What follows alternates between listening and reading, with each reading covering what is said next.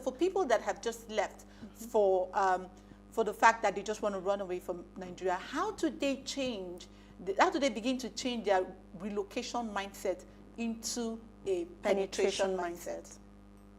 Thank you for that. So the first thing is that they need to get well wherever they are. That's the first thing.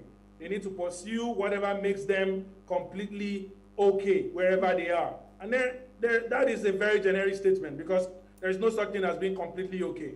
But at least the fact that they can experience some form of comfort, where they can feel that I'm comforted to comfort others, I'm blessed to bless others, I have succor so others can find succor in me. So once they get to that point that they have some level of comfort, no matter how small, then they should begin to think about responsibility of doing things back home. And I'll tell you two things that will drive that. The first one is the strongest motivation, and is reward. Reward is the first one. And the second one is patriotism. Patriotism is difficult to come by because it will take time for you to build it again, particularly if you left as somebody who was angry, who was completely mad at the Nigerian situation. Exactly. So let's start with reward.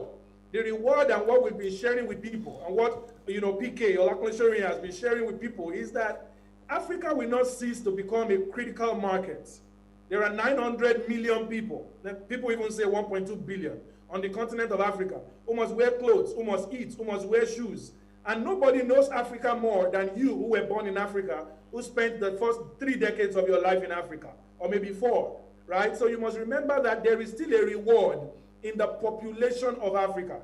So now, when you were in Nigeria, you couldn't afford to buy a house in Lekki. Now with your dollars now, you can bring money back and invest in real estate in Nigeria. Because people will continue to live in Nigeria. If 1 million people leave tomorrow morning, all right, if 1 million people leave tomorrow morning, there's more than maybe 1 million children that will be born over the next 3 months. Because Nigeria is going towards 250 million by the year, towards 500 million by the year 2050. We're going towards 500. Our birth rate is alarming. So what I'm saying is that there will continue to be people who need those things within Nigeria. You must understand that if you want a market, Nigeria is still a very important market. Okay, so that reward will be able to drive you to know that, hey, that's somewhere you can actually do something. And for those who will counter that immediately with, so how much will I make in Naira that will be equivalent to what I need in dollars? Global businessmen don't think like that. How much is Microsoft in Nigeria adding to the wealth of Bill Gates? How much is Google in Nigeria adding to the wealth of Larry Page and Sergey Brin? Yet they still keep that market. You know why? Because it's a long-term game for them. It's a 30 years game for them. It's a 40 years game for them. So if you have a house in Agege or Yanopaja, and all of the rent you take every year is not equivalent to how much you make in 2 months in America, does not mean that that is not an investment for the long term. You need to think long term because the economy of Nigeria will not remain like that forever. The value of Nigeria will not. So you are buying, if you know a little about the stock market, you are buying into Nigeria when Nigeria is in the deep. Nigeria is spiraling down. That's when you are buying into Nigeria. You are buying into Nigeria where the value of the euro is high, the value of the dollar is high. But you will reap it when Nigeria gets to $1 to 1 naira because it is still possible and it will still happen in the future. There is a plausible future for Nigeria. Okay? I'm not one of those people who say Nigeria will be great. No. If you study international futures or strategic forecasting, you will see that in part of the plausible futures of Nigeria, there is a future where Nigeria is actually great. It might be 1 in 400,000 possibilities, but there is one plausibility. And in that plausible future, you will reap your reward. And you begin to think like that. So reward is the first step. Then patriotism reminds you that no matter how far you go, your corn is still roasting at home in Nigeria. What does that mean? Exactly. You have your family. Every single Nigerian who is in diaspora today has an extended family member, has an extended uncle and auntie whose death or demise or kidnap or a death from a botched surgery will still inflict pain on you in America, wherever you are. So that patriotism will remind you that no matter how far you go, I'll tell you a very, very quick story. In year 2015, during the Lagos elections, the gubernatorial elections, my wife was accosted at gunpoint, and they took our car on CMD Road in Magodo. We found the car after the next few days. However, in 2019, when the presidential election was to hold, That evening, I took my family and got on a plane and I jetted out of Nigeria. And as I was jetting out of Nigeria, I heard my spirit whisper to me that in Yoruba, because I'm a very, very staunch Yoruba speaker, in Yoruba, and the transliteration is that there is no powerful man who can enter into a tiny gorge and take his entire family with him inside it. So that whispered to me in my spirit. And you know what happened the night of the elections? My parents were robbed at gunpoint for 4 hours. For 4 solid hours. What does that mean? It means I'll be foolish if I'm in the United States and I'm not contributing to the conversations in the least. Conversations, talk they say is cheap, right? Talk is affordable. In the least, contributing to the conversations that will move Nigeria forward so it can be protected, so that Nigeria can be better for anybody who is affiliated with me, my friends, my family, all of the people that I can today bring back. And there will be a day I'll fly back into Nigeria for a conference, for an opportunity. I do that several times in a year. Last year maybe only twice because of coronavirus. Twice, despite coronavirus. The previous year maybe 5 times. I know Nigerians who visit Nigeria 18 times a year to come and monitor what they're doing. I know at least one person who visits Nigeria almost 18 times a year. So we will always have this responsibility and we can't run away from it. So reward is number 1 and patriotism is number 2. Reward and patriotism. I'm sorry, but we can't accommodate another question. But it has been wonderful. I think I can't even recall all the things that I have picked up. But most importantly, I picked up 2 things: the relocation mindset and the penetration mindset. Okay. Thank you so much, Shola. And you know, this discussion is not finished. We wish that, and we hope that when we call on you again, you would afford us the privilege and the opportunity to come back and to discuss this very burning topic.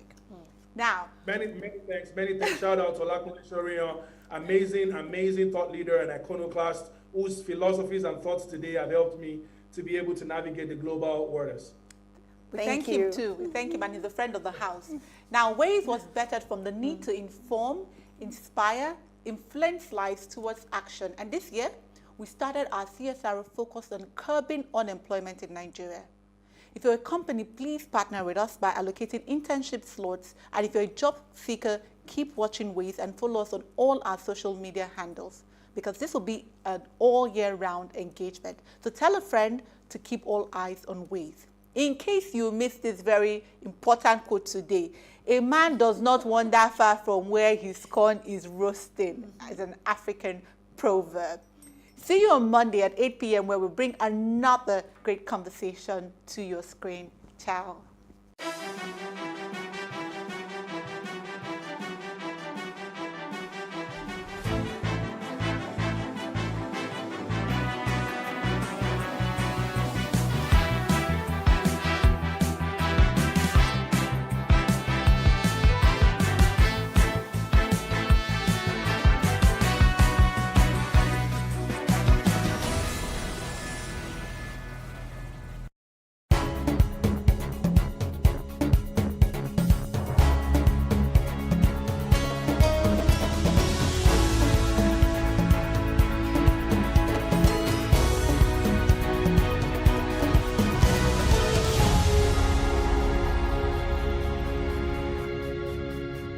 We can't talk about education reform if we don't decolonize our education system. What we do not understand, we will stigmatize. Because it's just cultural. And I think it's just human nature. They stop paying us salary. I don't like remembering it. I am angry at Nigeria. I'm angry at this government which seems to be letting us down. I'm angry at us as a people. In the process of struggling to free myself from his hand, he tore my pants and he raped me. Yes, I commit offense truly. Young girl, do you know where you are going? I say, I'm going to America. I say, now so that they talk, you are going to Libya. Which America?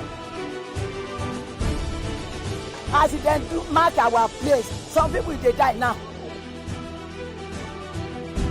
This is Plus TV Africa.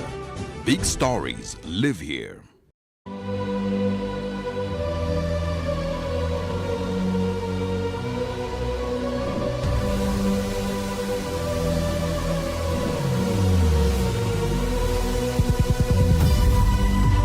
What we do not understand, we will stigmatize. What you can see is the remaining of the tanker that exploded. The suspect equally confessed.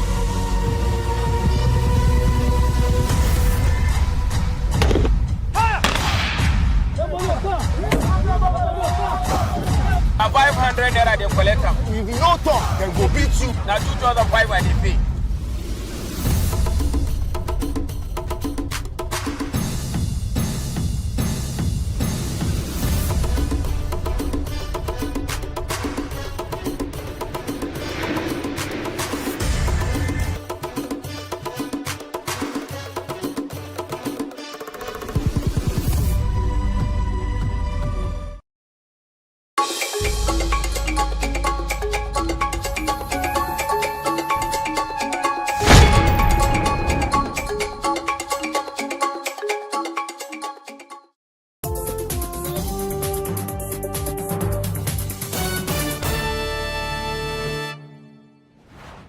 Kinky, frizzy, nappy, cruise, all words used in different parts of the world to describe the hair of people of African descent, usually with a derogatory connotation. With very diverse hair texture, African women on the continent and around the world have always faced challenges with the way they wear their hair, especially in a society that has framed the idea that beautiful hair doesn't naturally belong to their hair type. However, in recent years, we've begun to see African women in natural or braided hair more often and being accepted due to seemingly open cultures and even legislations. We explore this and more coming up on Our Voices.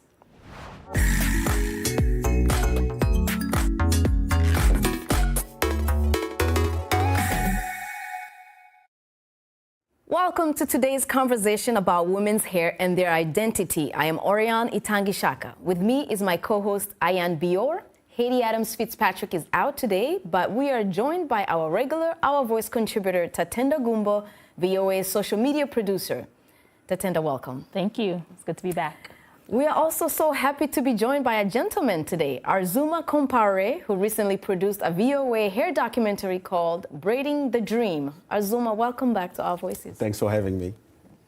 Braiding the Dream, a special report produced by VOA's Arzuma Kompare and Mariama Traore that takes us into the lives of top African hair braiders whose unique talent have helped them achieve the American dream. In this short segment, we're about to show you see the journey of women's quest for beauty, healing, and even a fight against social injustice through hair. Take a look. The salon is not only a place to look great, it is also a refuge from the outside world where women share stories and cultures. People who come newly from Africa is a place where they can learn the American culture, and the only place where, as African, we can actually have the opportunity to educate African American about our culture, about who we are, because when many times you find ourselves that people think you people live in the bush. It's my first time getting cheeky twist. Okay, what's this in the back of my head? What's that? Oh. It's looking beautiful, it's painful, and expensive. And why do you still do it? Because I like to look beautiful, and I'm priceless. Who? Jesus, who on his head right here? Who on here? Who right here? My cubicle vortex is not functioning right now. Braiding is not just about beauty. Some women are turning to the style for health reasons. I've always been used to having thick, long hair. And within the last months, I have had cancer. So the braiding, it helps me to keep my hair, to keep maintaining and to keep it growing and just to keep stuff out of it. I can wear it in different styles. It helps me more than harms me. Arzuma, thanks again for being with us today. I watched the documentary. It has so many different elements to it, but I kept asking myself, what made you want to do a women's hair documentary? Well, it's very simple. Like the first year I got to the United States, I realized really quickly that, every African ladies that I was meeting was telling me I'm going to the salon. And ever since I realized that African ladies coming here, that's one of the first venue for them to actually, build back their confidence, So I always wanted to make a story about hair. And it just so happened that with my colleague, Mariam, she herself was a braider, had her own salon for a long time before, coming to Voice of America. So we decided, okay, why not, do something about this. I love it. Let's talk about the experience itself. Mm-hmm. What are some things that you were immediately, just intrigued by once you started doing the story? Well, one of the first things, especially when we went to New York, was the hustle. Very early, seeing all these ladies, regardless of how old they are, going towards, people, random people that they don't even know, and asking, do you need your hair to be done, like to be braided? And that, energy, that written, the fight that you can see in their eyes was something very intriguing. The other thing was, seeing the difference, when you go into some of the salons. Like some places are very nice, you feel very comfortable. Some other places, personally, I wouldn't want to stay there, It's like a hole in the wall. It's very tight and it's very hard, especially in New York. So that was something, that I wasn't expecting at first. Arzuma, I love unexpected stories, and you had one very big unexpected element in your story, and that's that even though we're talking about women and braiding, your main character was a man. Do you think that there is space for men in this entire world that we're talking about? Well, it really depends if we talk on a global scale or if we just want to stay on Africa, because here, like, the best hairstylists are men in America. And it was very interesting to find, Salion and to discover that he actually, had the passion ever since he was 12. So it's not something that he just wanted to do because, everybody that is in the industry here does that. That, for me, was something that we needed to talk about. Interesting. Now let's go back to the hair itself and the struggles that women go through. I'm right now trying to think about my next move. What am I going to do for my next move? What kind of hairstyle and all that? So when you're looking at the hair salon atmosphere and how women are stressing about how their hair is going to get done, what goes through your mind as a man? It's a lot of struggle. We stress too much, right? A lot of stress. And a lot of sometimes frustration too, because at one point we didn't keep that in documentary, but one of the clients that we were filming was not happy with her hair. And she came back and asked them to take it down. So when you think about, sitting for 4 hours, 5 hours, and then you go home and you don't like it and you come back and you have it. It's got to be right. It's got to be right. Maybe the husband didn't like it. That's probably one of the reasons. I didn't ask her. But to be honest, it's hard for me enough to watch, women sitting down there for so long. And, having the camera, I really felt like the weight, And there's this scene where we have this time lapse of this lady. It took us about 5 hours. And 5 hours is short. Yes. For like 8 hours. Hairstyles are 12 hours. Right, yeah. I was like, wow, But, Arzuma, so one of my favorite pastimes is getting my hair braided by my mom. So every Sunday night after church and after we ate and cleaned the house, we would sit down and one by one my mom would braid our hair. But what you depicted in the documentary is a lot bigger than that. Really on a global scale, braiding brings in millions and millions of dollars each year. Were you aware of the scale of just how big this industry is when you were shooting the documentary? I knew there was a lot of business done around, the hair industry in general. I know there's a lot of, especially the beauty supply, industry itself is huge. And I've heard stories about, Korean and, other, people coming and just owning the whole industry. And I wondered, what is the space for African people in general? That's some of the first questions that started me, questioning about this, making this documentary. So the hair salon, right? There's this idea that it's an intersection between Africans and African Americans, even Caribbeans as well too. And we've all had experiences where we sit there and you can kind of see that cultural divide. But sometimes, there's like that connection. How did you see it during this documentary? There were women in there who were African Americans being braided by Africans. What was that interaction like? It's very funny. It's very interesting. Some places, they would have a very engaging discussion where one would be very curious, and asking, very deep questions about, how to do this African style and whatever. And other places you would just see people are just here to do their hair. They don't really care about everything else. But all in all, there's the whole environment is just helping people connect with each other. Most of the salons have, African movies going on, while they're braiding. So you always hear this little noise of, the languages, the different musics going on. So the whole, I want to say, ambience, makes you kind of like, stay in Africa in a way. So it does bring the people from outside Africa into a little Africa. Exactly. That's awesome. That's awesome. So like when I go back to, the way the hairstyles and the way the women really understand who they are because of hair, do men really pay attention to women's hair in terms of, I want to date her, her hair is this way? I want to get into the mind of the really men. Putting you in the hot seat, right? Like we spend so much time and so much money. So is it worth it? I feel the heat. I want to say, of course, it's one of the first things that people look at when they look at you, right? So it goes both ways, I would guess. Women would probably look at men hair if it's old, young, it's bold, whatever, But I want to say that it's really something that is more superficial than anything. But that's from a man point of view. When you get to get into that age where, you take time to make decisions, you're not just rushing. You tend to not look at hair as the main criteria for you to be, interested or, be with somebody.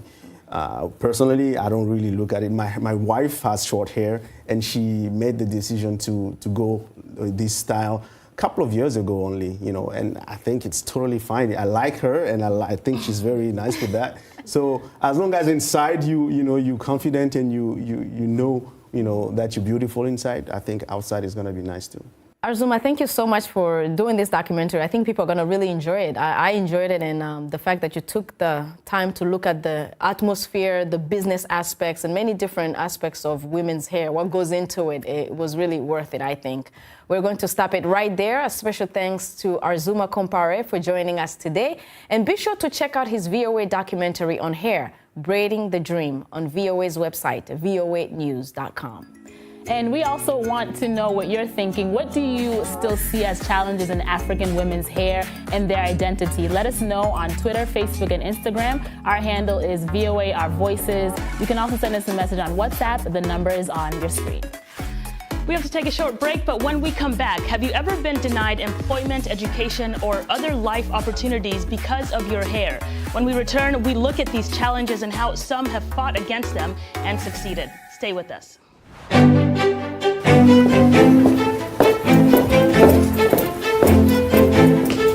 Being part of Our Voices is about more than just sitting here and talking about women's issues. It's about listening to them and bringing their opinions to the table and making sure their voices are heard. Because our lived experiences, our stories, and our voices will help shape the next generation.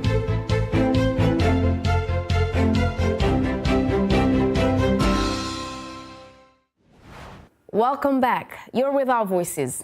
In many parts of Africa, hair is beginning to take center stage of debates on what is allowed as appropriate hairstyles in schools and in workplaces. Recently, in Malawi, parents took a public primary school to court for not allowing their daughter to attend school with their dreadlocks, and they won. On January 14, the High Court of Malawi ordered that public schools allow students to attend classes with dreadlocks. Our colleague Lamek Masina reports from Blantyre, Malawi. Rastafarian Fenia Mbewe was upset when the Blantyre Girls Primary School refused to enroll her daughter Makeda Mbewe because of her hair. The school said the girls' dreadlocks were against a policy requiring students to have their hair shortly trimmed. So Mbewe took the school to court and won. Malawi's High Court this month ordered all public schools to allow students with dreadlocks.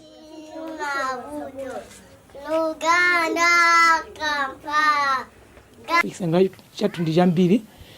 are very much excited because in this battle, we're not fighting for Makeda alone, but all the other children who are turned back from school. The problem is widespread. The Malawi High Court also ordered the school to give Mbewe extra classes to make up for those she missed. Rastafarianism is an Abrahamic religion from Jamaica that stresses living what they regard as naturally, including with hair.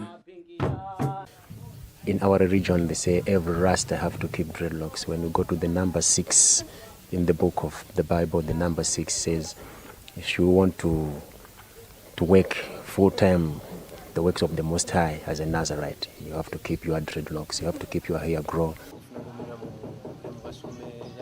Malawi's Rastafarians have long been sidelined by education policy requiring students to cut their hair to promote uniformity in school.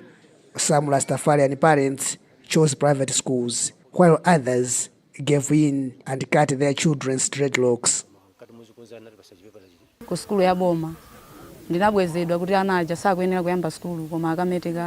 When I took my children to a public school, they refused to enroll them until they cut their dreadlocks. I tried to find an alternative, but I failed. So instead, I trimmed their hair so that they could get an education. The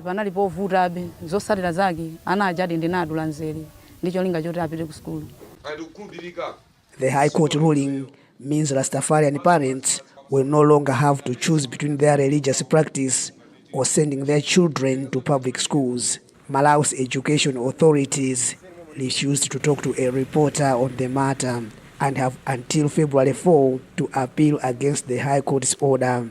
Lamik Masina for VOA News, Blantyre.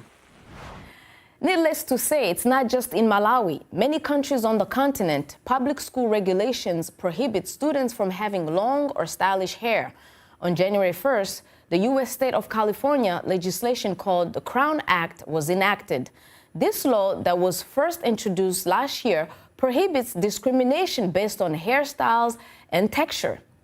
It ensures protection in workplaces and in public schools and charter schools. And here to talk about it is Pamela Farrell, owner of Cornrows & Company, a natural hair braiding salon here in the nation's capital. She's also one of the first to lead the fight for natural hairstyles for African-American women in the workplace. Welcome to Our Voices, Ms. Pam. Thank you. Thank you for having me. So in the documentary that our colleague Arzuma Compare produced, you said, and I quote, "I opened a hair salon for social justice." That was about 40 years ago. Does it surprise you on how long it took for the Crown Act to come about? Yes and no. When I made that statement, I was 18 years old, and I was fired from my job because of my braided hairstyle. So I declared then I was going to braid so many heads that this would never happen to another woman. Now, of course, 40 years ago, I was naive in thinking that discrimination would change, because it's a form of discrimination. And even though we have the Civil Rights Act, we still have discrimination. It's good that they passed this law, although it's unfortunate that you have to have a law to protect our hair and our hairstyles in particular. What does that say, about this country? You just mentioned that at 18, this is when you really started the fight. And since then, you've been fighting this fight in offices, in boardrooms, and of course in courtrooms as well. Could you tell us a little bit about your story? I mean, what happened when you were 18 that led you down this path? Well, as I mentioned, I was fired because of my braided hairstyle. And I declared I was not going to work for anyone else again. And I opened a braiding and hired up to 12 hair braiders that I trained. We got a phone call from the Department of Consumer and Regulatory Affairs telling us we had to close down because we didn't have a cosmetology license. So for 10 years, we fought the district because we weren't doing cosmetology. We were doing African-style hair braiding. So there were two, that was the initial fight. The second fight came with hair discrimination in the workplace. My husband put out a wanted flyer, wanted African-American women that have been threatened for losing their job or that have been fired because of their braided hairstyle. And this was before social media. Oh, well, before social media. They didn't even have cell phones or computers. And so we put the word out and said we would pay for the attorney fees. Wow. And so that's how the case, the first call we got was, her name was Cheryl Tatum, and it was the Hyatt Regency Hotels. And it just, word got around, Marriott Corporation, American Airlines, Avis Rent-A-Car, Police Department, United States Navy, the Army. Then the other case was Braid Freedom, the right to earn an honest living braiding hair. So they went after the wearer of this hairstyle and then the person that provided the service. So those were two separate fights. So let's talk about these hair code policies. I'm going to quickly read, I'll paraphrase a bit, but there's a South African social and economic researcher, Hlonipha Mokena. Basically, she says that conservative institutions, schools, militaries, corporations, and so on, have the right to prescribe a dress code. However, these should not be based on partial knowledge where these institutions simply do not do any research into how their prohibitions might affect someone, the idea of common sense. Can you talk about that? Because that's kind of the approach that you've taken in this. Yeah. It's interesting she says that because that was my whole idea. I agree, and I'm a business owner. I agree that you can have grooming policies to meet the standards of your organization. However, they should not force someone to have to change their hair. And so that's what happened with the United States Army. They changed they had a policy in place, but they changed it where you could no longer wear twists or locks. And so I went in and did a presentation before 24 senior officials. And I didn't talk about race, I didn't talk about culture, I talked about hair. And basically it was a lesson on hair because there are different types of hair, they have different characteristics, they respond differently to the weather. If it rains, one swells up, the other hangs down. So when you create policy that is for one type of hair, then it will negatively impact the other. Speaking of policy, we just heard a story in Malawi where children, mostly even other places on the continent, we are told to cut our hair. Can you talk a little bit about the identity issues when it comes to those kind of policies on the continent, or how different or similar it is to here in the U.S. with the struggle during slavery or even now to maintain the African-American identity through your hair? If you strip a person of their hair and the hairstyles that are compatible with their hair, you will strip them of their identity. It's interesting when you talk about the young women in Malawi who had to have their hair, well, that was the case with locks, but even we were talking about where you have to have your hair shaved. For school. And now there have not been any cases like that here in the U.S. Now the difference is you cannot wear braids, you cannot wear locks, you cannot wear afros. And these are all of the things that are compatible with our hair texture. So that is the difference. We had some interesting conversations about how that makes you feel. And I haven't had a chance to really talk to a lot of African women to really talk about the impact of a child having her head shaved. So we were talking about earlier, the issue that as a young child, your hair can be policed and how that makes you feel as you get older. What's your take on that? Well, 40 years ago, it was women and then men, and now it's our children. So there's this idea of ownership of our body and owning us. And so the idea is if you start young with the children in school now and you prohibit them from wearing these hairstyles, they'll be fearful to grow up and wear them. Thank you. And we're going to take a quick break.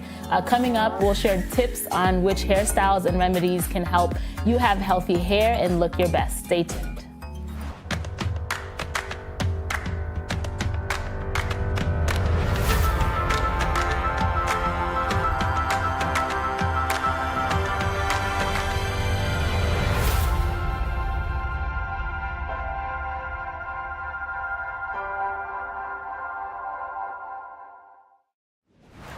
Welcome back. You're with Our Voices. Still with us is Pamela Farrell, owner of Cornrows & Company, a natural hair braiding salon here in Washington, D.C. In the book Where the Beauty Touches Me, our hair care expert and stylist, Pamela, tells us that our face shape is key to choosing the hairstyle that fits us best. Pam, give us more details about that. We all have different face shapes, and there's what we call oval and oblong and round and heart-shaped, square, and diamond. These are helpful to know what kind of face shape you have, because then you will decide on how you will style the hair and what your needs may be. So for example, if you have an oblong face, that means it's long in length. So you're going to choose a hairstyle that's going to give you a little more width on the side. If you do something that's hanging really long and flat, parted in the middle, coming down, it just makes the face look longer. If you have a, let's say, a heart-shaped face, that means you're wider at the top and narrow at the bottom. So what you would do is, you know, you could do a light little soft bang, you could give it a little height, and what that'll do is that'll balance out where you have the width up here and where you're very narrow at the bottom. So here's a question that I think a lot of women have struggled with before. Bangs. Which face shape best complements bangs? There's different kind of bangs. Yeah. There's soft, wispy bangs, there's heavy bangs, there's blunt cut bangs, there's bangs that have a little height. So you choose based on what you need. Is, let's say, for example, you need some height. Then you can still have a bang, but you want something that's going to be fluffy and you know, sit up as opposed to laying down. Yeah, because I remember Michelle Obama, she did bangs very well. And then after that, I was like, And I mean, one of the movements right now, of course, is the care aspect of hair, and a lot of products, ingredients that are found on the continent. You have your shea butters, your coconut oils, things like that. Tell our audience what are some of the things that they should look out for and be interested in using to care for their hair. And also, that's not going to hit your pockets too hard. Well, I would say, you know, if it's a good investment, it's worth it. Yeah. Because if you buy cheap products that are going to make the hair dry and break off, then, you know, you end up spending more money to fix it. What I suggest is look for ingredients that you can read and you understand. That would keep it simple. You know, we were talking before about the importance of the language that we use to describe our hair, and you made a really good point about using the word protected versus protective. Can you tell us why that is such an important distinction? Yeah. So one of my concerns with the Crown Act, and I saw the bill in Montgomery County, Maryland, it had the word in there, protective styles. The concern is when you put words like that in a law, it should not be ambiguous. The word should be undeniable. It should be protected, ED. So it would be consistent with the Civil Rights Act, which has the protected class of people. So words matter. Thank you so much, and I can't wait to read your book just to learn more about all of this. Yeah, that's right. Absolutely. It's Where Beauty Touches Me. I'm going to read about it and get some more tips because I want to get the right shape, the right color, the right remedies, and all that good stuff. Thank you. And of course, I'm sure we'll have you back on the show sometime soon. Absolutely. Thank you so much. To. Well, as we approach the end of our show, we leave you with a quote from singer-songwriter India Arie, who used her voice to say, "I am not my hair, I am not this skin, I am a soul that lives within." That's all for us today. I'd like to thank Arzuma Kompare for his documentary and also for being with us today, and also Pamela Farrell. Thank you so much for taking the time to be with us today. Thank you. Thank you so much. And always thank you for watching. Good day.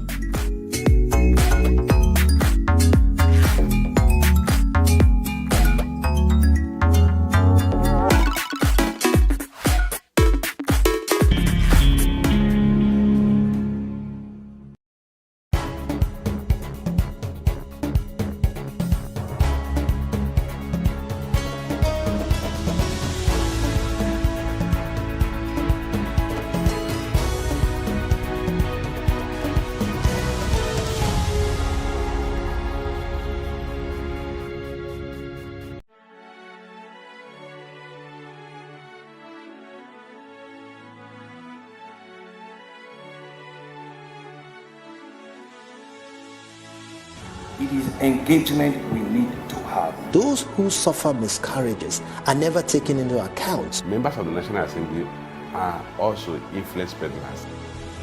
You are sitting on Nigerians' money. From the Babin, I pay my rent. On the Babin, I send my children to school. A consultative engagement. No any tangible notification before they ban us. It's one thing for people to be at your back and the heat of the moment, and another thing for them to still be with you when push comes to shove.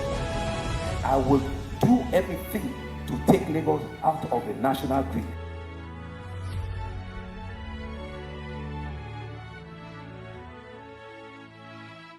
We can't talk about education reform if we don't decolonize our education system.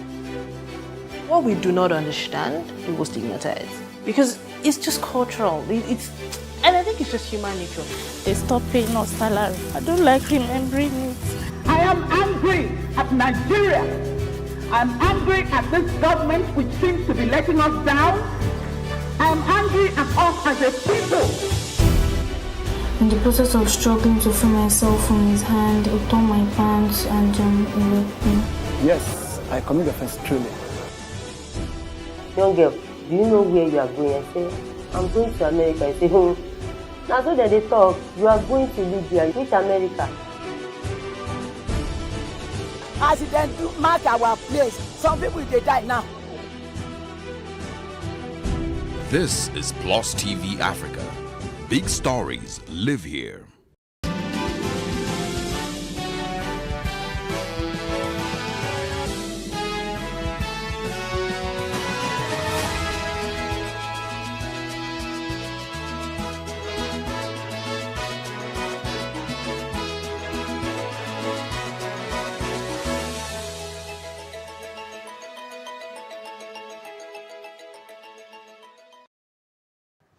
Thanks for joining us on Plus News Updates. I am Annetta Felix.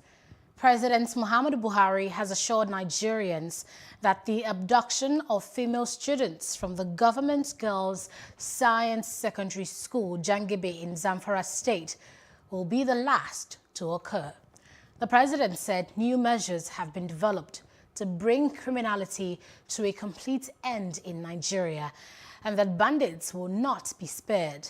Buhari also commended the efforts of Zamfara State Governor Bello Matawalle against armed banditry and promised continued support to bring lasting peace.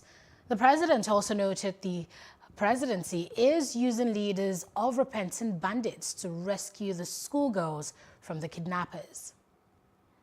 Still on security matters, Kaduna State government says that bandits have killed 7 persons in different parts of the state. The Commissioner for Internal Security and Home Affairs, Samuel Aruwan, said that 1 person sustained gunshot wounds and was receiving treatment at a nearby health facility. In Rago Village, also in Igabi local government area, bandits killed 2 locals. Aruwan explained that in a separate incident, gunmen invaded Kutura Station in Kajuru local government area and killed 3 people. Former Nigerian President Olusegun Obasanjo has commended the governor of Kogi State, Yahaya Bello, on his efforts at providing security, good governance and infrastructure. According to the chief press secretary to the Kogi governor, Mohammed Onogu, he quoted Obasanjo as making the commendation when he met with the governors on Sunday in Abuja. He added that the former president urged him to sustain his efforts. He stated that the meeting between Bello and the former president ended with fruitful discussions. Obasanjo, while commending Bello for successfully tackling insecurity, mentioned that Kogi was sent. She arrived at the WTO's Lakeside Geneva headquarters. She said, quote, "I have a lot of work to do, so I feel ready to go," end of quote. Her first day on the job coincides with a meeting of the WTO's decision-making body, the General Council. Its 164 member states will discuss topics such as trade rules on COVID-19 vaccine distribution, which Okonjo-Iweala has identified as a priority. The 66-year-old Iweala was confirmed as WTO DG in February. Morning. Good morning. Morning. How are you all? Thank you. Yeah, thank you. We have a lot of work to do, so I feel ready to go. The Nigeria Center for Disease Control, NCDC, has recorded 240 new cases of COVID-19 in Nigeria. This brings the total number of infections in the country to 155,657.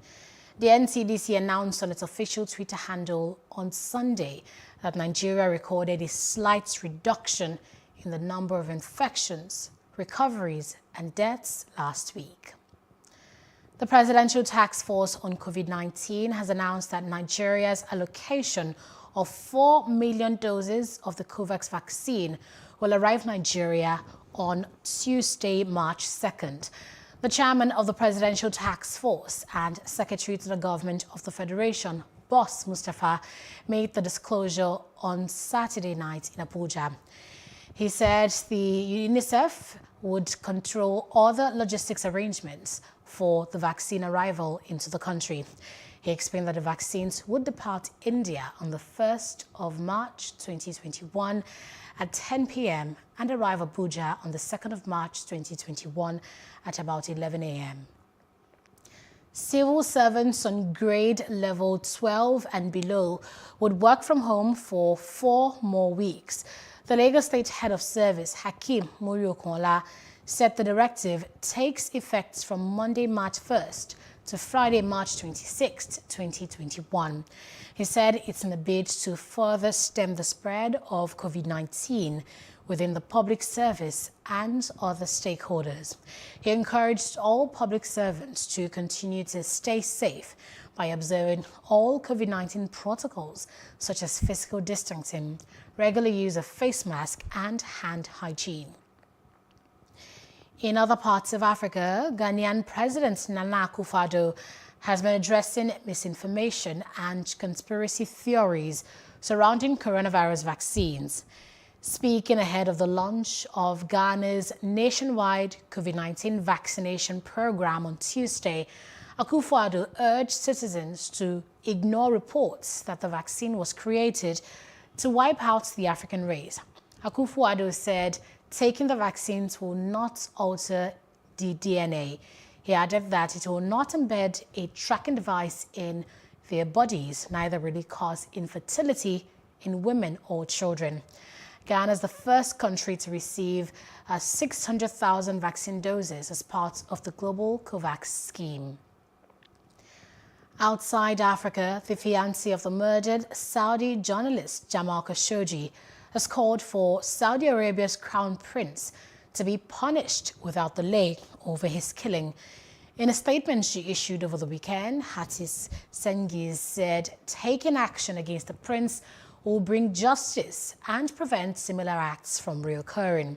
Her statement comes after a U.S. intelligence report found that Crown Prince Mohammed bin Salman had approved Khashoggi's murder, but Saudi Arabia had rejected the report, and Crown Prince Mohammed has denied any role in the murder. Khashoggi was killed while visiting the Saudi consulate in Istanbul, Turkey in October 2018, and his body was found dismembered. Australia's Prime Minister Scott Morrison said on Monday, March 1st, that an unnamed member cabinet minister accused of rape has denied the allegation. Morrison's government is under sustained public pressure after 3 former staff members of his ruling Liberal Party said they had been raped by unnamed colleagues. So far, just one of those alleged victims, Brittany Higgins, who went public with her allegations, has made an official police complaint. Yes, I have, and he absolutely does. When Categorically. did that occurred last week. Last week I became aware of a set of documents that had been circulated to, I think, 4 individuals. I was told that I was one of those individuals. At the time, my office, or I hadn't received those materials, but I was aware that at least one of those members had, and they informed me that they had relayed that to the Federal Police through the AFP liaison officer. And I had a discussion with the individual, as I said, who absolutely rejects these allegations. And so, after having spoken to the Commissioner and to the Secretary and Deputy Secretary of my department at this stage, there are no matters that require my immediate attention. In business news, the Nigerian National Petroleum Corporation, NNPC, has advised motorists to stop panic buying of petrol, saying it has no plans to increase the ex-depot price in March. NNPC spokesman Kenny Obatoro says the price determines how much marketers will sell to motorists at their various fuel stations. And most fuel stations in the Federal Capital Territory, FCT, are currently not selling products, while queues are seen in few that dispenses to motorists. Obatoro also cautioned petroleum products marketers not to engage in arbitrary price increase or hoarding of petrol in order not to create artificial scarcity and unnecessary hardship for Nigerians. In sports, Schalke 04 has sacked coach Christian Gross, as well as several club officials, including sports director Jochen Schneider. The sweeping changes follows their 5-1 loss to Stuttgart in the Bundesliga on Saturday, February 27th. Schalke had also lost the Ruhr-Valley Derby 4-0 to Dortmund last week. The club said Peter Knebel will be taken over in an interim role until further notice. Former Barcelona president Josep Bartomeu was arrested on Monday after Catalan police officers searched the La Liga club's offices. A regional police spokeswoman confirmed several arrests had been made following an investigation by the force's Financial Crimes Unit. A Barca spokeswoman confirmed the offices had been searched, but did not make any additional comment. The investigation stems from the Barcagate affair, which was unearthed last year, and revealed the club had contracted marketing consultancy 13 Ventures to monitor social media activity. LeBron James said he's hoping Los Angeles Lakers fans can return sooner rather than later. The Lakers star said the team's schedule had been challenging of late and feels the return of some fans would give everyone a boost. Speaking after the Lakers' 117-91 win over the Golden State Warriors on Sunday, James also delved into his past to recall the experience of the first All-Star weekend in his rookie year. He also revealed his secrets to helping stay self-motivated in his 18th NBA season. You have to literally like self-motivate yourself every single day. You know, and it's very tough because you're playing every other day, if not back-to-backs, and it's not much downtime. So, you know, you have to like motivate yourself. And, you know, being here in California, like you said, you know, us and SAC and Eclipse and GS, we don't have the luxury of having fans right now. You know, I've been watching a lot of games of late, and, you know, there's been 1,500, 2,000, you know, whatever the case may be in the fans, and it just gives you an extra boost. So I'm just waiting, hopefully sooner than later. I would love for us to start having fans here in California, especially here at Staples. You know, it's just adds so much for us, and also to see our fans too. But yeah, it's very challenging. And like I said, you just gotta have that self-discipline and that self-motivation. Just finding our spots, you know, finding our reads, finding our chemistry. You know, as much as we both know the game and our students of the game, you know, I think the real test for learning it and developing it is spending time on the court together. You know, so I think however many games we're in, we're starting to find the groove. That's the news at this hour. For more updates, please follow us at Plus TV Africa on Facebook, Twitter, and Instagram. And please subscribe to our YouTube channel at Plus TV Africa. We'll be back later with more updates. I am Annetta Felix. Thanks for watching.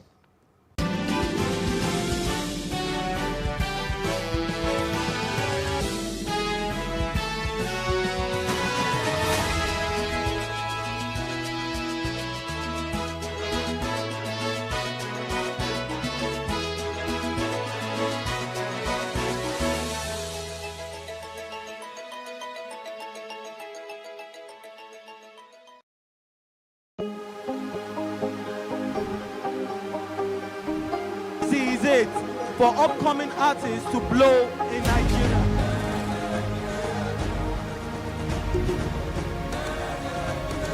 Welcome to Plus Trending.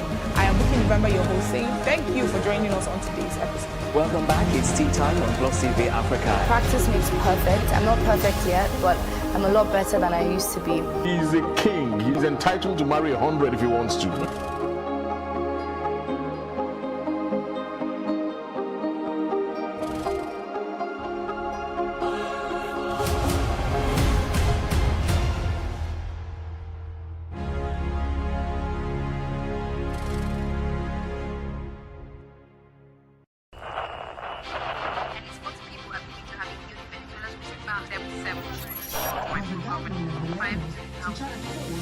Politics has helped shape the decision of the polity, from conspiracy theories to good old-fashioned comic politics. These are the results of tomorrow's election. Okay, you have it already, Abi. I am not hungry. If I need appointment, all I need to do is to start praising government.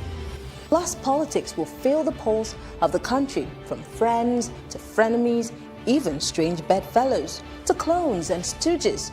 We go beyond the rhetorics and the drama to analyze the story behind the story.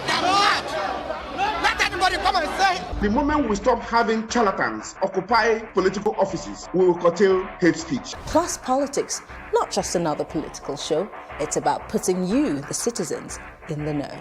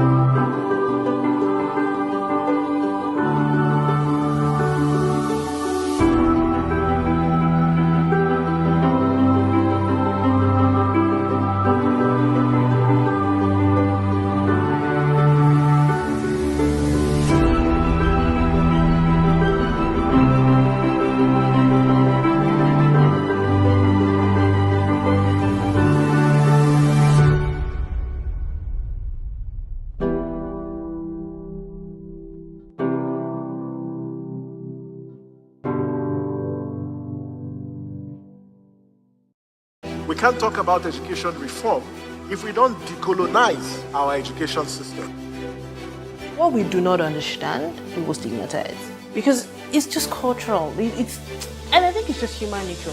They stop paying us salary. I don't like remembering it. I am angry at Nigeria. I'm angry at this government which seems to be letting us down. I am angry at us as a people. In the process of struggling to free myself from his hand, he tore my pants and he raped me.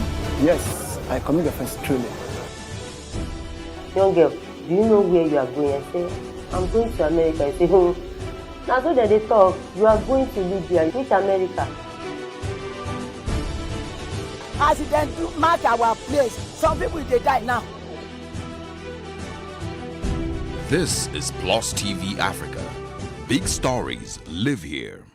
It is a great source of pride to Nigeria whenever a Nigerian in a foreign country rises to the top of their field and is recognized for good. Here are a few of such Nigerians. Oye Obolewa is the first Nigerian-born Democrat that has been elected as a shadow United States representative out of the District of Columbia. Based on the result, Oye had 82.65% of the votes, which represents 135,234 votes against Joyce Robinson Paul. Oye was congratulated by many, including the Nigeria in Diaspora Commission, NIDCOM. His father is from Kwara State and mother is from Oyo. He holds a PhD in pharmacy from the Northeastern University, Boston. He will be representing the District of Columbia under the Democratic Party. Esther Agbaje. Born to immigrant parents, Esther has been elected into the Minnesota House of Representatives in the recently completed United States general election. In the election, Agbaje won by a total of 17,396 votes, which represents 74.7% of the total ballots cast. She will represent District 59B in the 134-member House on the platform of the Democratic Farmer Labor Party, an affiliate of the Democratic Party. She has a degree in political science from George Washington University, Washington, D.C. Oyema Ogbuagbu. Oyema is a Nigerian-born researcher and medical doctor who is one of the brains behind the research at Pfizer for the potential world's first effective coronavirus vaccine. The vaccine has been tested on over 43,000 people in 6 countries and no safety concerns have been raised. Oyema is the son of a former vice chancellor of Abia State University and a professor of sociology. He was born in New Haven in Connecticut but went to the University of Calabar in Cross River State to complete his university education in medicine. He then returned to the Yale School of Medicine to work as the director of the institution's HIV clinical trials program. After becoming a fellow of infectious diseases, he rose to the height of an associate professor of medicine at the Yale University School of Medicine, New Haven. He has worked there for 5 years, focusing on finding a cure for HIV/AIDS. Robert Shola Okoje, the Nigerian doctor who is a native of Uromi, Eson Northeast local government area of Edo State, has been inducted into the NASA Inventors Hall of Fame. Dr. Okoje is recognized globally as the leading expert on silicon carbide-based microelectromechanical systems, MEMS, for use in extreme environments.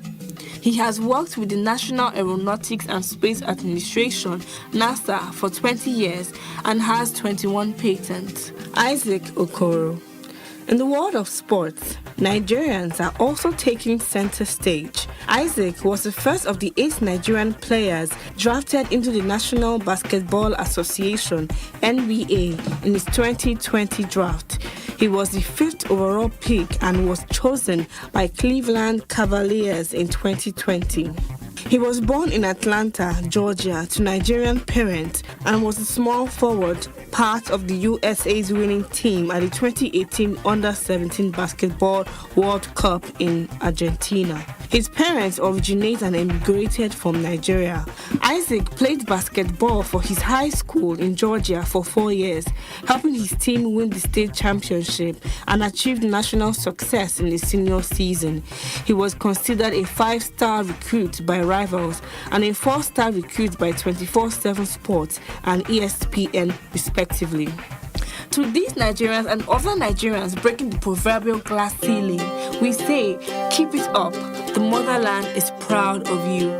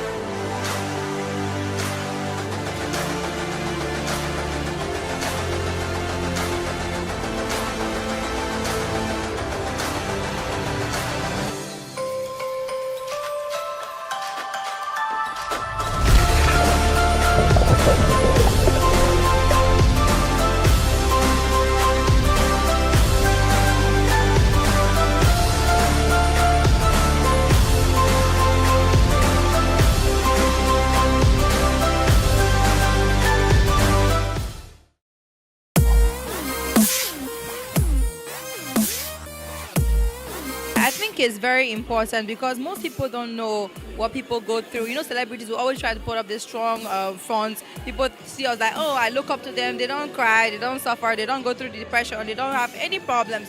So for me, as a person, I always like to share my experience with people because I want them to learn from how I've used those experiences to become a better person. Oftentimes when we see celebrities either on social media, television, or in person, we assume they have it all together, but we forget that they're also human. Well, here are some of the low points of some of your favorite celebrities.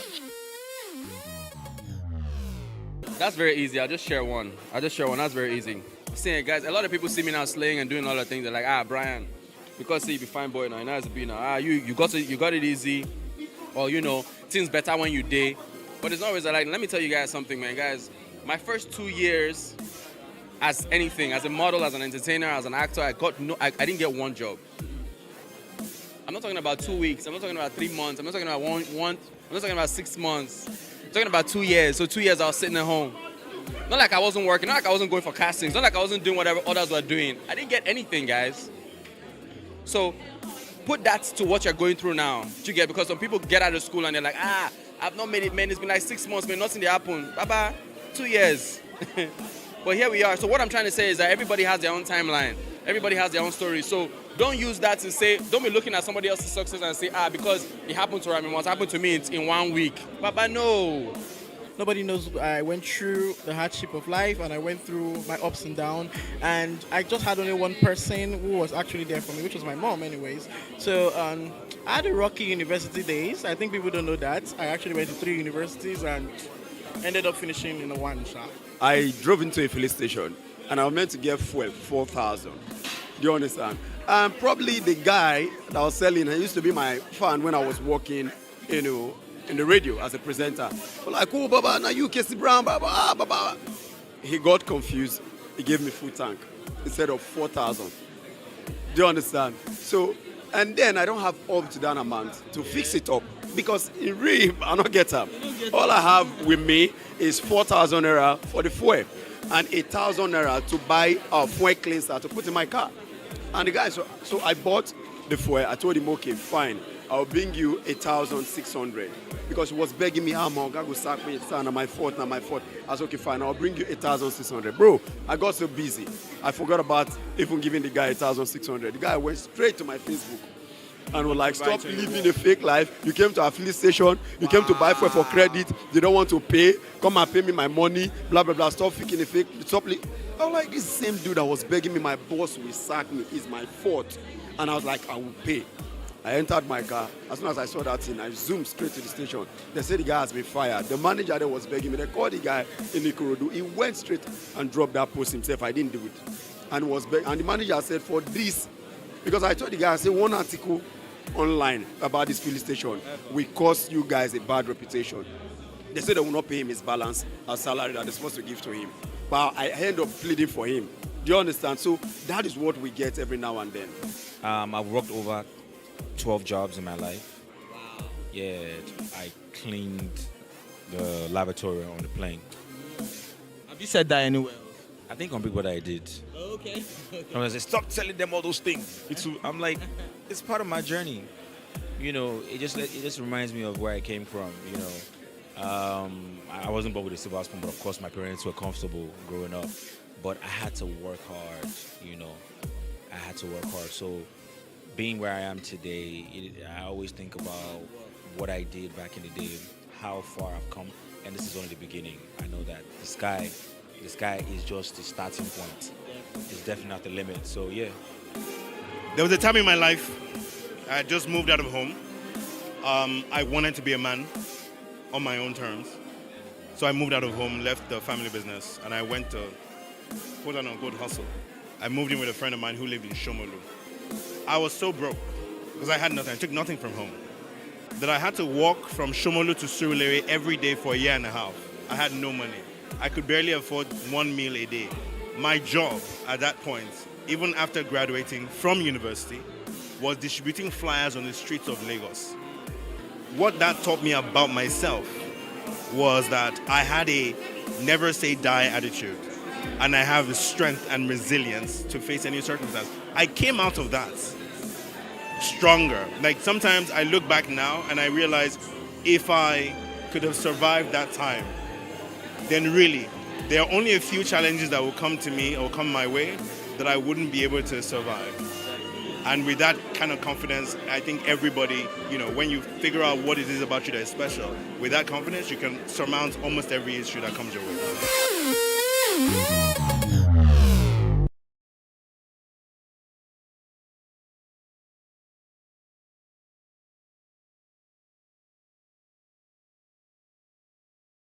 Contrary to popular belief, Corona is not a hoax. The virus is real. Be responsible. Wear a mask. Wash your hands with soap and water and avoid crowded places. Maintain physical distancing. Be responsible. Together, we can overcome the pandemic.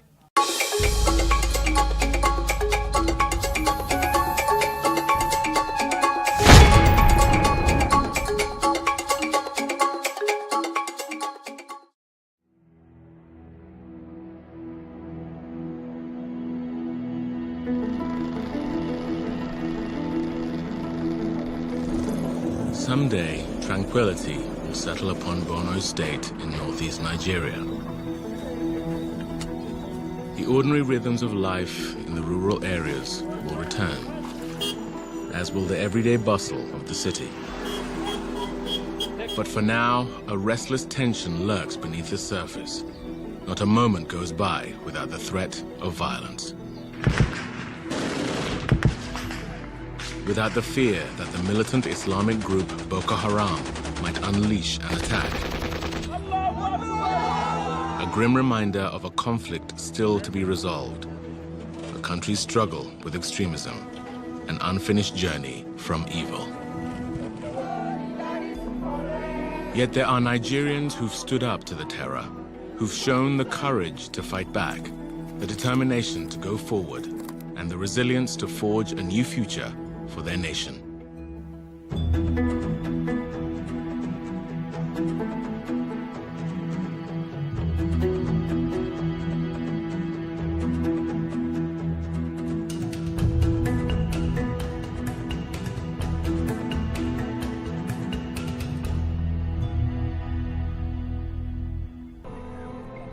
The world knows Boko Haram mostly through reports of bombings, kidnappings, and suicide attacks. But the insurgency has also made millions of Nigerians homeless and laid waste to the rural economy that long sustained the region. In village after village, devastation. Area of the Boko Haram, they are rushing to this place. So that is the market. 1,000 houses burned. Already destroyed. Our market is distressed. We will not get market. We will not get eat food. Hamam Mbombo has survived 2 Boko Haram attacks. The first time, they took his crops. The second time, they burned his farm to the ground. Da aka kore mu a 2013 muka tafi, to haka wannan abin ya salwanta ban samu na girbe ba. To shekara da ya sake zagayowa kuma bunni ya taso ya yi kyau, amma kuma shi ma har yanzu ban sake samu in girba ba. 2015 kenan. To daga nan kuma ban sake aiki a gonan ba. Rashin aiki a wannan gonakin ba ni kaɗai ba, manoma yan uwana ma duka gaskiya ya dagula mana rayuwarmu. Farmers are not the only ones suffering from Boko Haram's plundering. These herders narrowly escaped a Boko Haram surprise attack with their cattle. They are aware that next time, they may not be so lucky.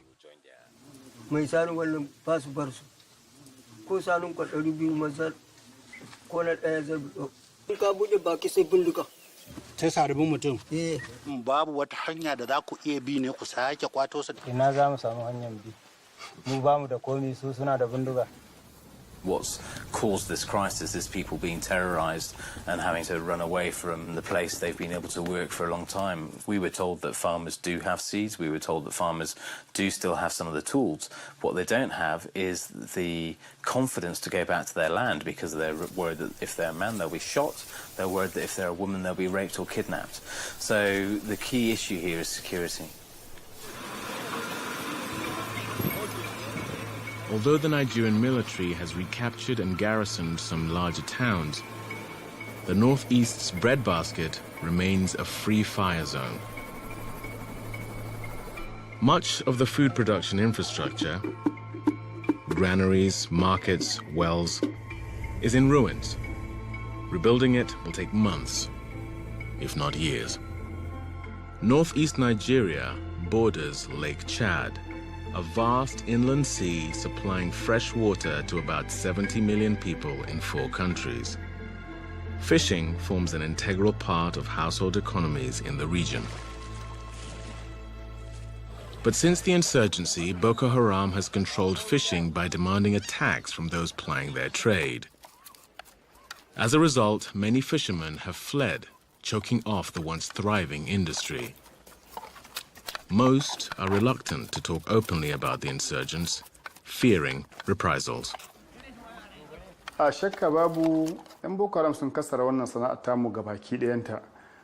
Domin ka kula duk tafkin Chadin nan gabaki ɗaya, duk wani mu'amala da ake yi wato biyo bayan kifi ne. Watanni 4 na shekara wanda an fi kama kifi a cikin su irin watannin zafi. To a lokacin ana iya fitar da trailer 70, 50, 60 a rana ɗaya. To amma kaga yanzu ko ɗaya ba a fitarwa. Deprived of their livelihoods, farmers, herders, and fishermen, along with their families, wind up in the camps for the displaced that have sprung up across the Northeast. Official estimates put the number forced to leave their homes at 2 million or more. For years, the lack of security kept many humanitarian agencies from entering the region. Now that more military are present, they are returning to learn that the crisis is much worse than they predicted. I think a lot of humanitarian aid workers are saying that they didn't realize the situation was that bad. Some have described it as famine-like conditions. Unfortunately, if it was addressed sooner, it wouldn't have gotten to the extent that it is now. According to the United Nations, more than $1 billion in humanitarian aid was needed to help 8.5 million people in the Northeast and Lake Chad region in 2017, most of it for food.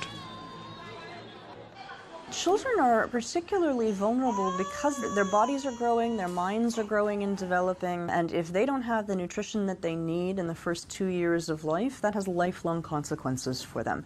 So a child, who's 1 year old, who doesn't get enough to eat will see her growth is stunted. She will have possibly trouble in, cognitive development of her brain. That'll affect her performance in school later on. It'll affect her ability to earn a living later on. So she will be paying the price for our failure for the rest of her life if we can't get that food and nutritional support to her now. Without continued aid or a rebound in agriculture, Nigerians may be on the edge of famine for years to come. The emotional and psychological damage of the war has deep consequences and may pose the most difficult challenge of Nigeria's recovery. Ba mu da sani a lokaci daya bokwaran suka shiga cikin garinmu suka fara kashe-kashe ba mu da labarin komai ranar Asabar misalin karfe 9. Kanin mama na guda 3. Mijin kani na guda 1. Guda 4 a take sun kashe. To da muna zama a wurin sun kawo wani mutum sun yanka shi a idonmu. After 8 years of war, these stories have become all too common. When we're coming out of insurgency, it's one thing to rebuild homes and to rebuild hospitals and to rebuild schools, but the most important thing is to rebuild people. Dr. Fatima Akilu leads the Neem Foundation, a non-profit that is taking on the country's psychological reconstruction. The work focuses on Nigerians who are homeless, suffered violence and trauma, or who were captives under Boko Haram. By sharing their stories, they help heal one another. Our main objective is to hear their experience. We want to share our experience together so that we can see how we can support ourselves. What we're looking at is their mental health status, their post-traumatic stress disorder needs, depression, anxiety, insomnia, psychosomatic symptoms. These group sessions run for a month to build trust. Counselors help with translation. The left, anytime she remember her son, she can't sleep because she didn't even see the body of her son. One woman told of losing multiple family members. When there was one attack in Maiduguri here, a suicide bomber came to where they were staying, and that was how her husband was killed. That she has a younger brother too. Boko Haram killed him.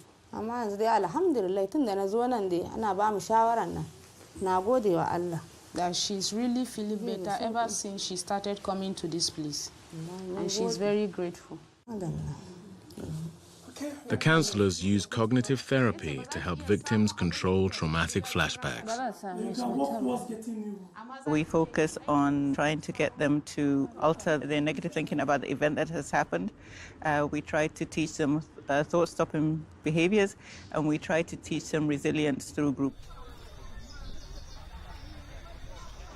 2 months after their initial therapy, members of the group reconvene to see whether they're continuing to cope. That in this gathering, if you come to this gathering, after hearing everybody's experience, you realize that your own problem, somebody has a bigger problem than your own. Dr. Akilu says victims can cure these deep emotional wounds. It just takes time. As a psychologist, I have a role that I can play, and I can bring people together to show that there is an alternative way. Rebuilding the lives of Boko Haram's victims is only part of the healing process. Another challenge is finding alternatives for those who perpetrated the violence. These men are Boko Haram fighters who have recently surrendered. They're about to enter Operation Safe Corridor, where insurgents who've renounced Boko Haram can undergo rehabilitation while in prison. It's a federal government initiative aimed at de-radicalizing, rehabilitating, and reintegrating willing and surrendered Boko Haram back into the society. The men will undergo 3 months of counseling to dispel their indoctrination under Boko Haram. Dr. Akilu helped start an earlier de-radicalization effort in Nigeria. All these programs work on multiple levels. One would be ideology, because that was what they used to recruit. Second was to look at their mental states, so we had psychological engagement. That we felt art was important because they were so against art, and art allows somebody to express themselves in ways unexpected to that person. And we taught them a skill, a trade, different for different people, and we also gave them an education for those who wanted it. Under de-radicalization, the Boko Haram militants are classified as repentant fighters. VOA was allowed to visit one class, but authorities refused to allow cameras inside to protect ex-fighters from being identified. So we are hoping that when you leave here, which we hope will be very soon, you will all go back and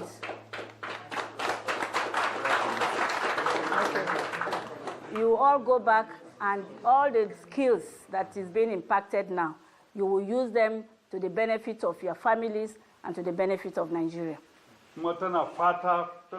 In terms of our de-radicalization, the positive there for us is there are more and more of the ex-combatants actually disengaging. Disengagement is key. So I admonish all of you to take this program very, very seriously. There is a debate about whether de-radicalization works or is appropriate. Among those who took part in Dr. Akilu's initial program was an imam who joined Boko Haram in its early stages, then preached against Western education. Caught by Nigerian forces, he was sent to prison with other fighters.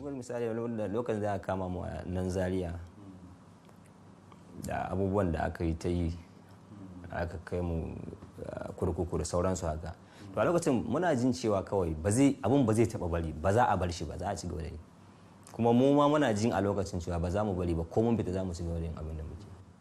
That was before Dr. Akilu brought in Quranic scholars who persuaded him that Boko Haram manipulated key texts in the Holy Book to suit their agenda. When we started working with Boko Haram members, I think for me the biggest surprise was how little knowledge they had of the Quran itself. And even including the chief imam, they had memorized parts of the Quran, but without context. A lokacin akwai wasu malamai da suke ziyartar mu. To sai akwai program ne musamman nake jin gwamnatin tarayya ta shirya, wanda nake jin ta tura shi zuwa ga yayi tasiri da yawa daga cikin wayanda aka kama su suke hannu din. Duk a lokacin da aka sake mu din ba wani mutum ɗaya da yanzu, ce maka mutum ɗaya da yanzu ya koma ya je linkin da wayannan mutane. But whether such success can be repeated on the scale that's needed is unclear. The problem is, if it doesn't work, then what? We must have something on the table that works. At the moment, it is the radicalization. Look, the reality is that these people, they are Nigerians. And the fundamental question we should ask, to what extent did the Nigerian society contribute for them to become what they have become? And what should the Nigerian society do to get them back to living normal lives? The conflict with Boko Haram casts northeastern Nigeria as a dark, dangerous place overcome with suffering and need. Months after returning home to Maiduguri in Borno State, Fati Abubakar set about to change that image, armed with her camera. We're usually bombarded with images of, people, dead bodies on the street, sites of bomb blasts, some children in the hospital. It's just a complete, portrayal where you just think that there are no survivors of this conflict. There are different kind of stories that I felt that were completely neglected, and I wanted people to see that yes, Borno State is struggling, but there's still people living there and they're continuing their lives. Fati posts her photography on Bits of Borno, a website she's created. For many, it's become a source of inspiration and renewal. She has over 7,000 followers on her Facebook page, 9,000 on Instagram. What they see is another side of Borno State, a proud region showcasing the rich diversity of Nigeria's people. I have to be highly inclusive in this visual storytelling, so I try as much as possible to document all of the tribes in the community, ensure that it represents the whole of Borno State. And the Shuar tribe are a very beautiful, very colorful tribe. The portraits I do, I feel are, quintessential people of Borno State, and then I ask them questions about how life is. And then when I do a lot of the interviews, I transcribe and then I post the images on social media together with the narratives. In her regular job, Fati works as a communications officer for UNICEF. Immersed in the Northeast's humanitarian crisis, she searches for moments of compassion and caring. So I do a lot of human interest stories and photo essays, and I document all of UNICEF's activities so that we can post on social media. UNICEF has come in and done a lot for our people, and for me it's especially fulfilling to see that.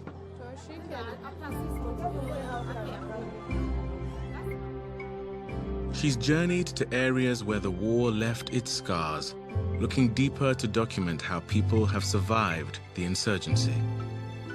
And what I've learned is that even in the midst of adversity, people are able to continue and move on. People do not stop because of a bomb blast.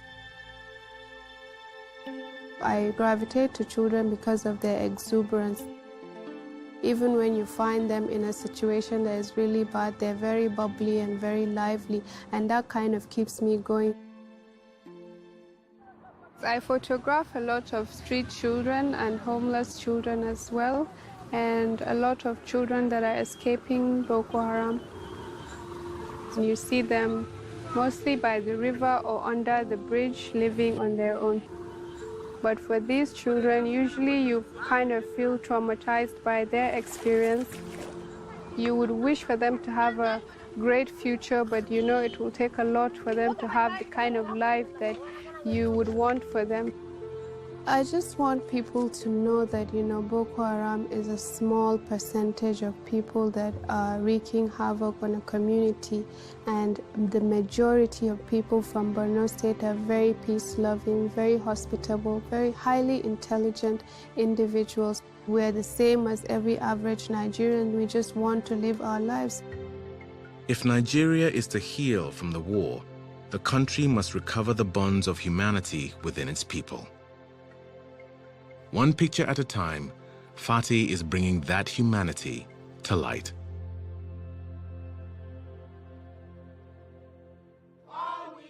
Three years after Boko Haram kidnapped the Chibok girls, Bukky Shonibare is still campaigning for their release.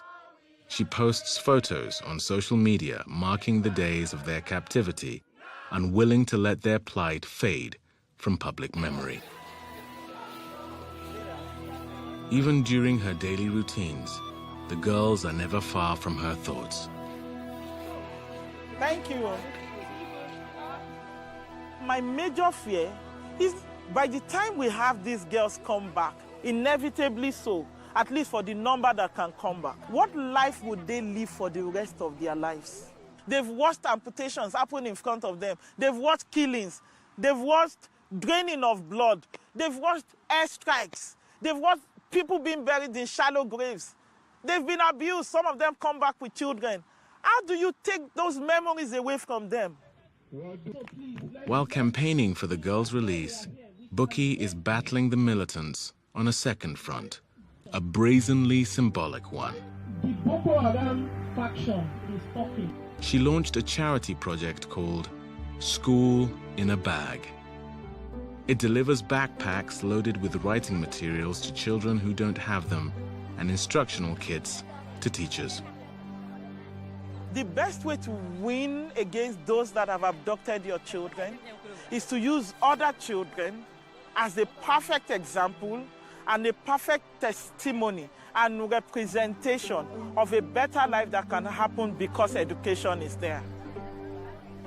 We are telling Boko Haram that you lost, and we are winning. April 14, 2017 marked the third anniversary of the Chibok kidnappings. At that time, only 21 Chibok girls had been freed. Then on May 7th, 1,120 days after being taken, 82 more girls were released.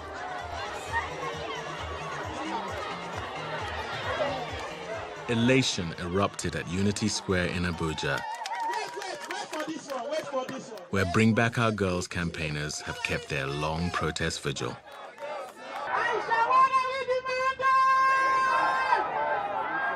The fact that we can have 82 of our girls come back is a validation of everything we have been doing here every day. So 106 girls out of 219 that we've been waiting for 3 years, 3 weeks, and 2 days today, they have come back. And that is a big deal.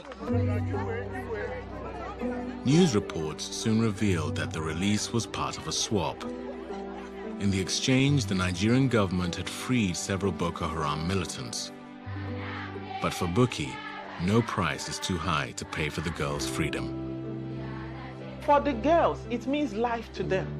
There was a life they had before they were abducted. They were going to school to them, it means I am coming back to civilization. I am coming back to life. I can breathe. I can sleep with my 2 eyes closed. What does the future hold for Nigeria? The future of Nigeria is actually not as bleak as people make it to be. I think it's really very important to understand that Boko Haram is not Nigeria, and Nigeria is not Boko Haram. After 8 years of conflict, some 20,000 dead, and millions of lives disrupted, how does the nation move forward? So we've got to remake our society. We've got to have justice. We've got to have inclusion. People must feel part of the state. There must be many platforms and spaces for youth to self-actualize. There've got to be other paths that children can feel that they can contribute to society. In a country so rich in diversity, tribal, cultural, language, religion, a core humanity survives. One thing I've found with Nigeria is that sometimes the country pushes itself to an edge, and at that edge, it pulls itself back, and things move. You know, someone told me a joke and said, you know,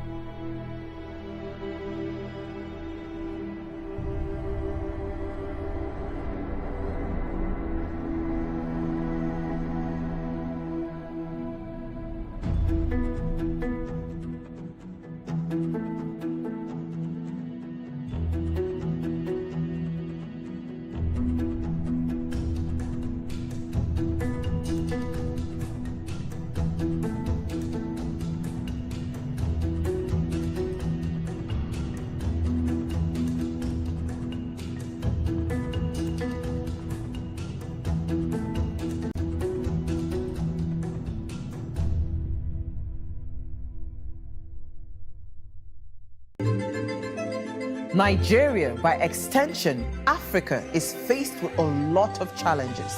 The growing youth population with little engagement, that is a ticking time bomb. We are a blessed people with diverse culture and highly cerebral minds who have a lot to say. And yes, we are talking. It is important we drive the right conversation that informs, inspires, influences thoughts and action. If we say there's beauty in our diversity, then let us embrace our diverse culture. We must continue to courageously be the voice of transformation as we are the hope for the future. Yesterday's conversations shape today. What are you saying to shape your tomorrow? We know you have a lot to say, and we are here to hear you.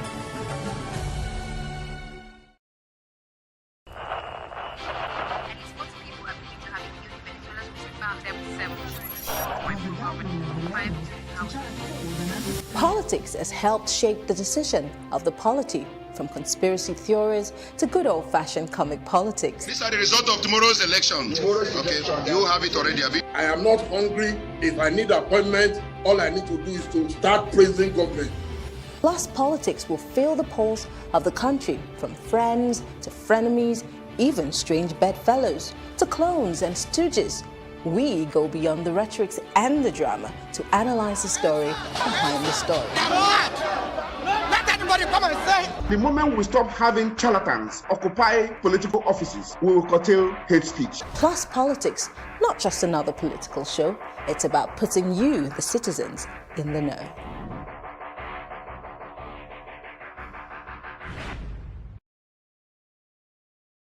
Contrary to popular belief, Corona is not a hoax. The virus is real. Be responsible. Wear a mask. Wash your hands with soap and water and avoid crowded places. Maintain physical distancing. Be responsible. Together, we can overcome the pandemic.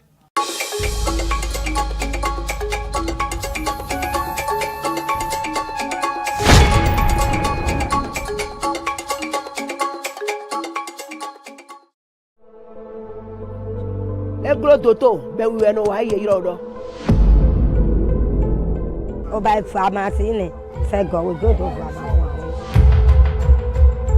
the shelf life for anything liquid doesn't last more than 2 days.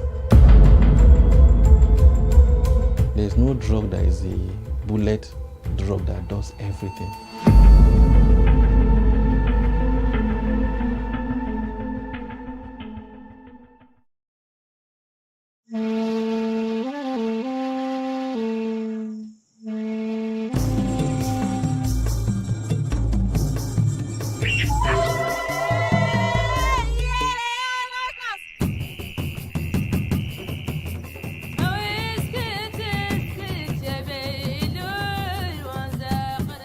I'm going to see the women who are going to tell us more about the herbs and what they use the herbs to treat.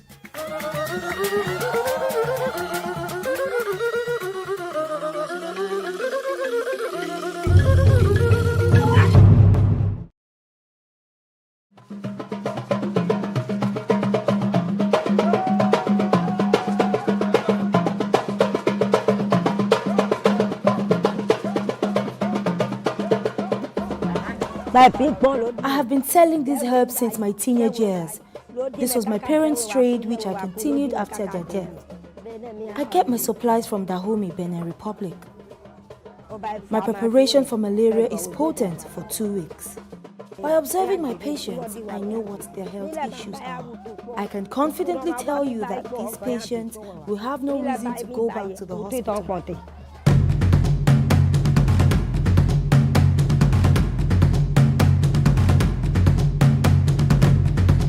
I'm here to speak with another traditional medical specialist who claims to be proficient in the treatment of infertility. Join me as I go talk to her inside.